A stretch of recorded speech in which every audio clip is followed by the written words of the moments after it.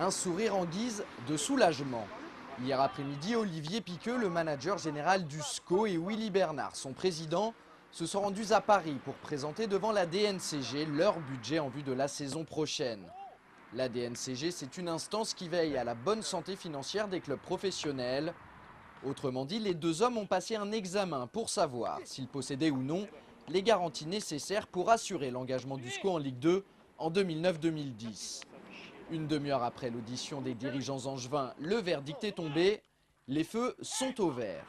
Résultat, la formation entraînée par Jean-Louis Garcia évoluera bien en Ligue 2 la saison prochaine.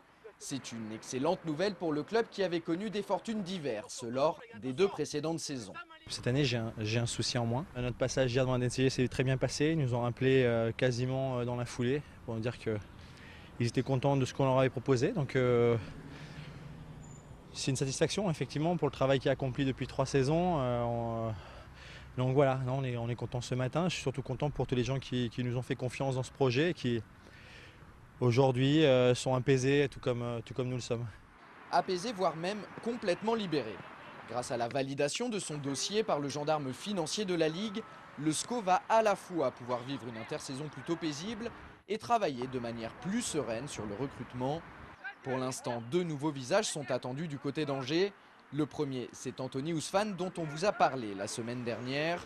Le deuxième, et c'est officiel depuis lundi, c'est Thomas Mieniel, un défenseur qui arrivait en fin de contrat avec l'équipe de Clermont. Et comme vous pouvez le constater sur ces images, c'est aussi une vieille connaissance de Jean-François Rivière. C'est une grosse opération qu'on a réussi à faire. C'est un joueur qu'on suivait depuis pas mal de temps, qui s'est retrouvé libre à Clermont, où il souhaitait vraiment le conserver, faire de lui une pièce maîtresse dans l'organigramme de la saison prochaine.